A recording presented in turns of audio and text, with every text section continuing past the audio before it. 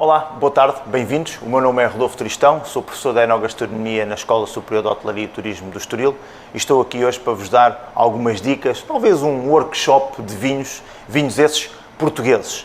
Os vinhos que vamos utilizar são vinhos muito próximos da escola, ou de regiões próximas da escola, uma ou outra um bocadinho mais longe, mas no seu cômputo geral são vinhos com uma identidade muito marítima, muito o que temos e que podemos encontrar também em Portugal.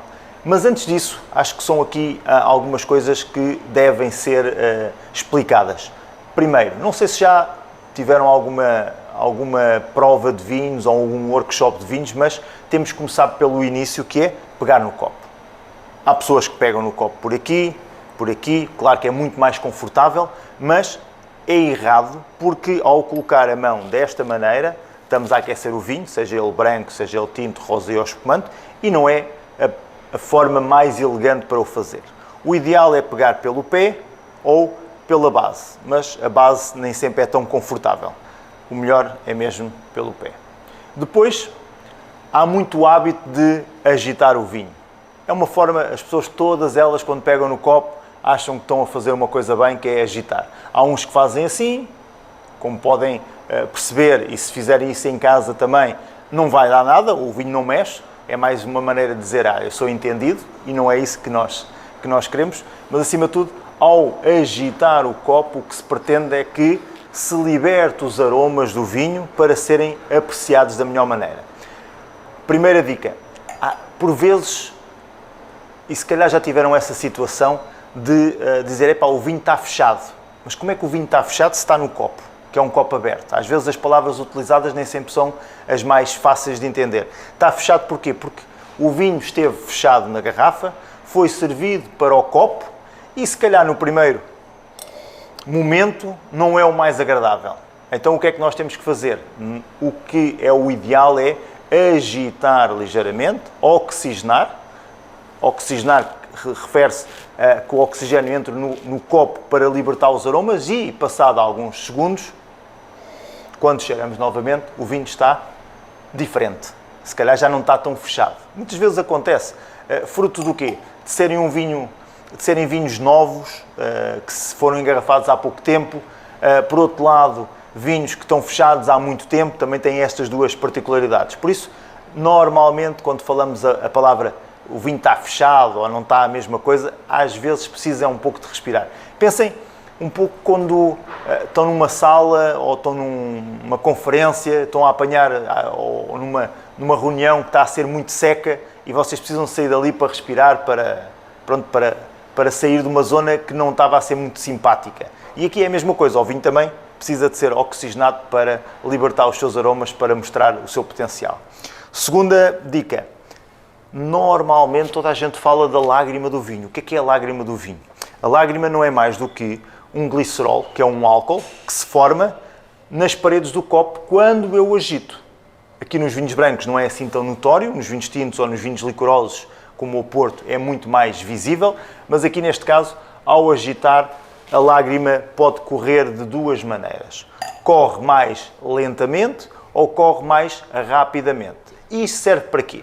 Se antigamente as pessoas diziam que quanto mais lenta for a lágrima, melhor era o vinho, porque não conheciam e não sabiam o porquê, isso não se traduz, porque associavam-se muito ao álcool que o vinho tinha. Então, quanto mais álcool tem o vinho, mais a lágrima é lenta. E isso era uma forma de avaliação de há uns anos atrás que se fazia. Serve para quê? Apenas isso só a lágrima? Para vermos o álcool provável que o vinho possa vir a ter. Então, se corre rapidamente, quer dizer que é um vinho que provavelmente tem menos álcool, e isso explica-se como? Menos álcool quer dizer que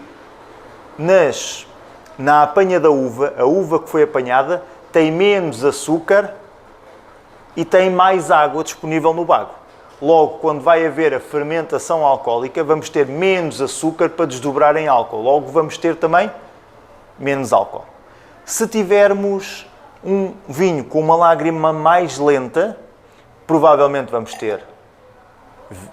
ter mais açúcar no bago. Mais açúcar Depois, para a transformação do açúcar em álcool, através da fermentação, temos mais álcool, mas também aromas mais frutados, mais intensos e até, por exemplo, no caso dos vinhos brancos, podemos ter fruta tropical, porque temos mais quente, ou seja, temos mais açúcar no bago. Isto apenas e só para explicar de onde é que vêm os aromas, como é que aparecem, mas também porque é que falam da lágrima do vinho. Depois, a outra é cheirar. Eu acho que aqui é a parte essencial para nós gostarmos ou não do vinho e se continuarmos. Se cheirar bem, continuamos. Se não cheirar muito bem, se calhar deixamos de parte. O que é cheirar menos bem? O vinho pode ter algum defeito, às vezes acontece. Pode ter, não se esqueçam que o vinho é um ser vivo. Logo, a evolução que ele tem na garrafa é sempre o melhor possível, mas por vezes pode correr situações menos boas que fazem com que o vinho possa ter algum defeito. Mas acima de tudo, numa primeira fase então é avaliar o aspecto, ver a lágrima e cheirar. E aqui é a parte mais importante. As pessoas dizem, mas eu não gosto de vinho, eu não percebo muito de vinho. Não, nós só devemos beber e provar os vinhos que nós gostamos. E muitas vezes aquela pergunta que fazemos que é, gosto ou não gosto? É a mais fidedigna e é aquela que é a mais fácil. Porquê? É aquela que nós vamos dizer, gosto deste aroma. E posso continuar. Quer dizer que a minha mente e a minha maneira de ver o vinho vai estar um bocadinho mais aberta para ir encontrar uma qualidade. Depois, estes aromas, de onde é que vêm? Ninguém, bem, eu ia dizer ninguém, mas ainda há certos países, mas também em Portugal, que colocam aromas, como tudo. É ilegal, primeiro, é ilegal, mas há muita gente que faz esse tipo de situação. O que acontece é que, como dizia um grande enólogo francês, Émile Pernod, só há maus vinhos porque há maus consumidores. Estes vinhos só existem porque alguém os bebe. Vamos ter que os deixar. Não é o caso dos vinhos que estão aqui hoje para serem apresentados. Mas, acima de tudo, estes aromas podem vir do quê? Da variedade das uvas. E quando falamos da variedade das uvas, falamos de castas. O que é uma casta? A casta é uma variedade de uva. Em Portugal, nós não somos os que têm mais variedade de uvas, mas somos os que estão, se calhar, no top 3 do mundo. Temos, provavelmente, Itália, Espanha e Portugal com cerca de 350 castas diferentes reconhecidas no nosso portfólio de castas.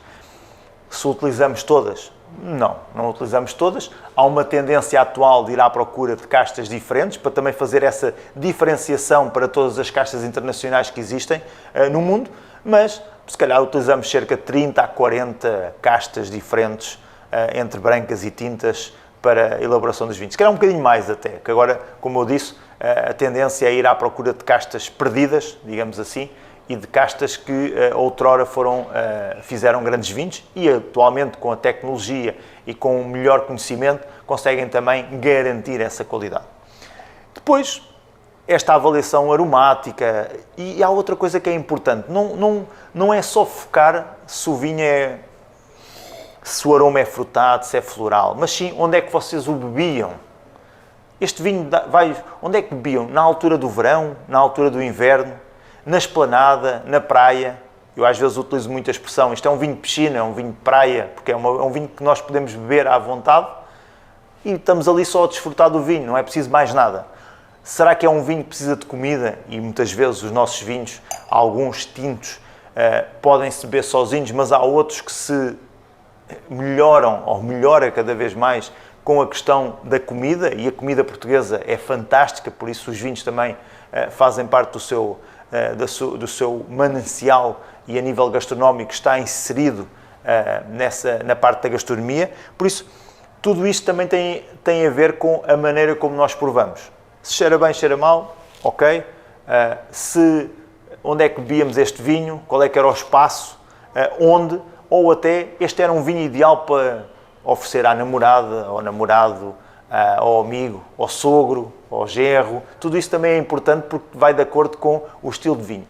E outra coisa, só antes, para chegarmos à parte da prova, é que tipo de música é que ouviriam a beber este vinho. Às vezes as pessoas pensam que o vinho é só uma coisa muito estática, muito técnica, mas eu acho que também tem que ser. Qual é que é o tipo de música para este vinho? O que é que vocês ouviam? O que é que... Mudar um bocadinho aqui esta questão, não é baralhar, mas é mudar e colocar, se calhar este vinho com esta música funciona, para termos num ambiente mais descontraído e também para que o vinho não seja um bicho de 7 cabeças, que normalmente as pessoas têm essa ideia que o vinho é só para alguns. Não, o vinho é para todos, é a maneira como nós abordamos o vinho que conseguimos mostrar e degustar e gostar.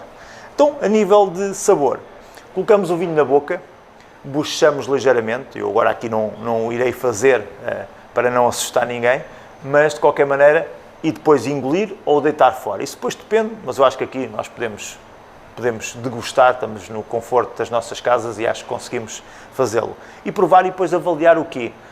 O que é que nos sente? Se salivamos mais, se sentimos mais calor, se sentimos alguma adstringência, e eu aqui já estou a pegar em alguns termos de prova que irei explicar entretanto. Então, se salivarmos mais, normalmente está associado a vinhos brancos. Quanto mais saliva nós produzimos, normalmente mais ácido é o vinho. Quer dizer que é um vinho mais refrescante, um vinho mais fresco.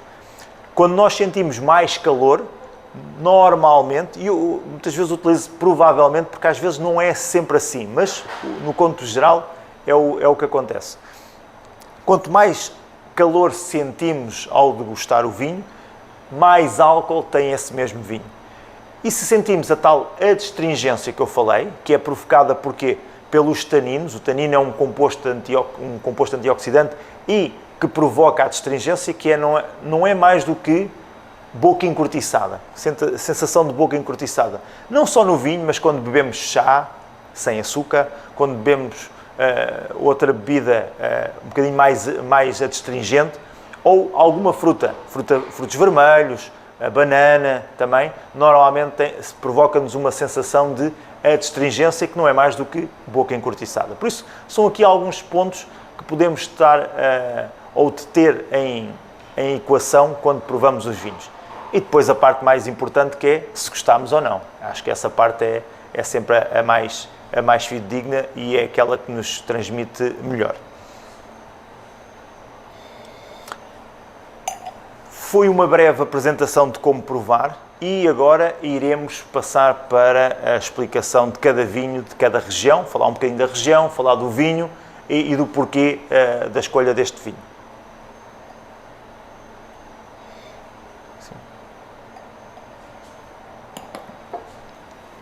Então, o primeiro vinho, Monte Cascas, Beira Interior 2019, feito de 2 castas portuguesas, Síria e Fontecal.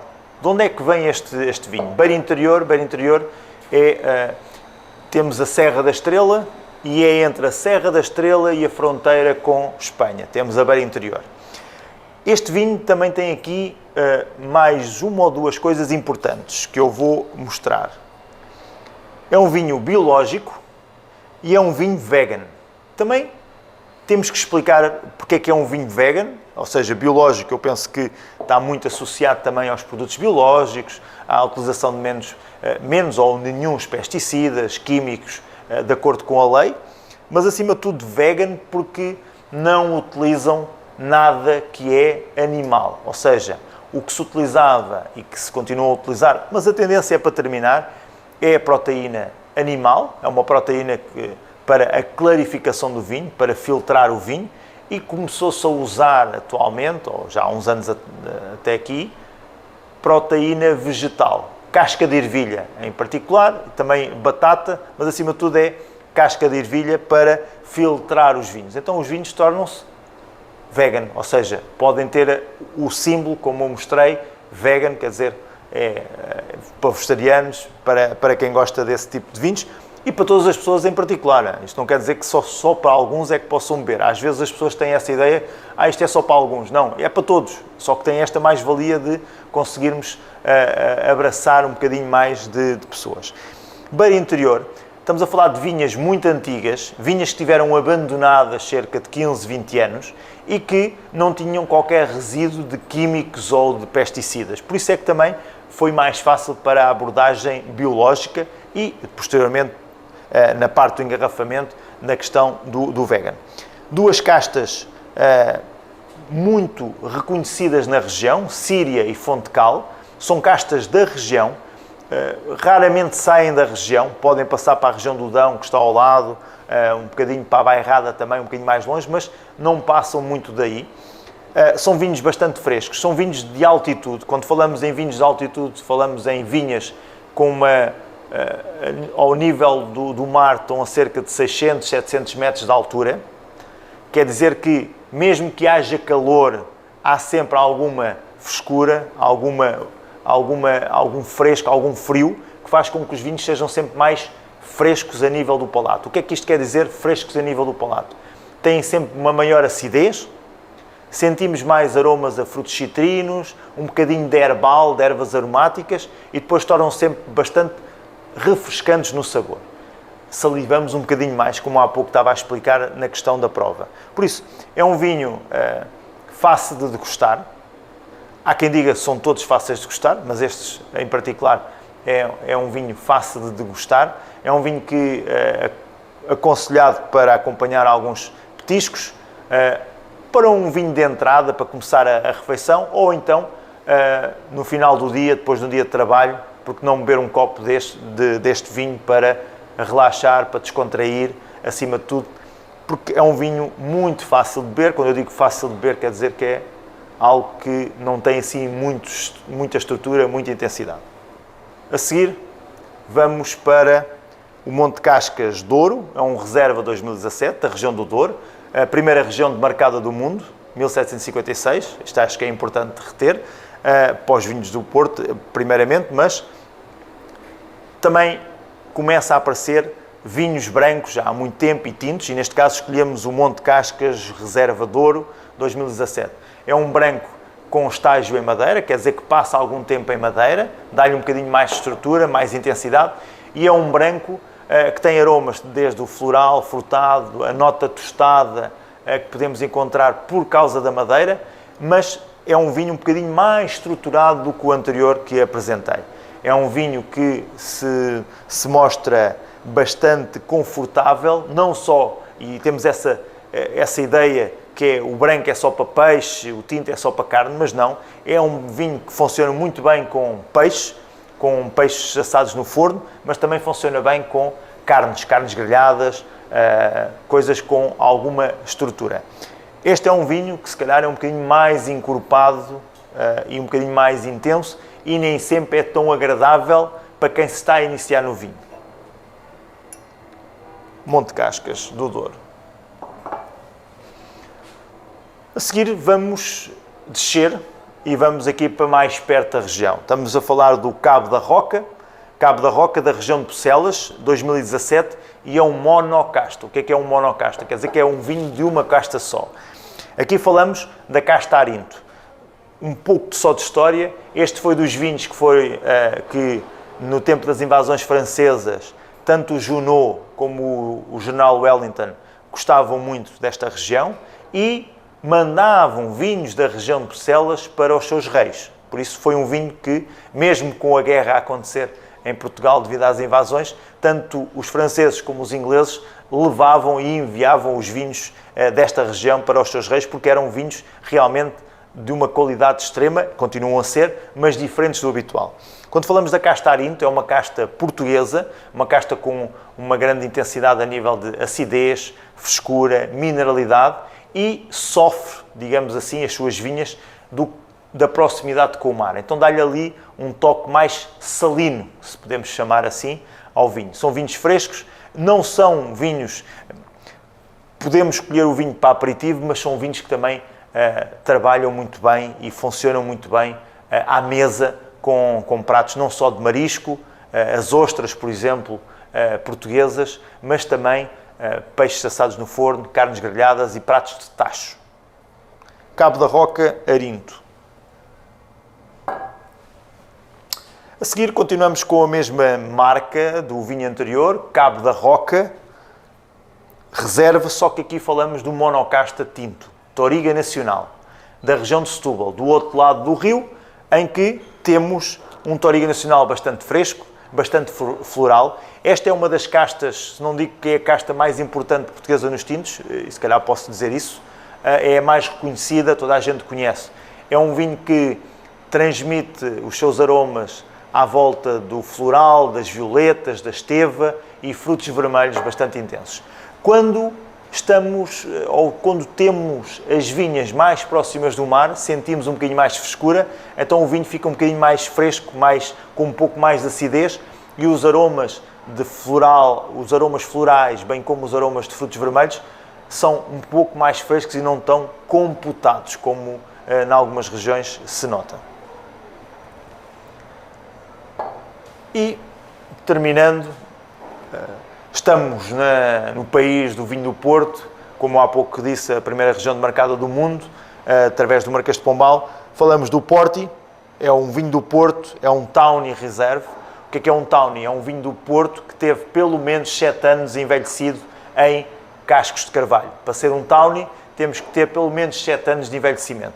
É um vinho que apresenta notas de mel, caramelo, frutos secos, um vinho muito mais elegante, não tão estruturado como muitas vezes encontramos no vinho do Porto Vintage ou nos Rubies.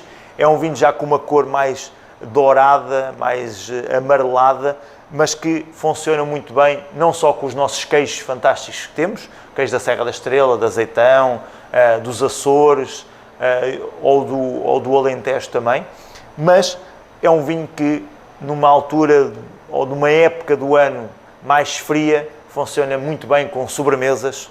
E aqui é importante reter a questão da temperatura a servir.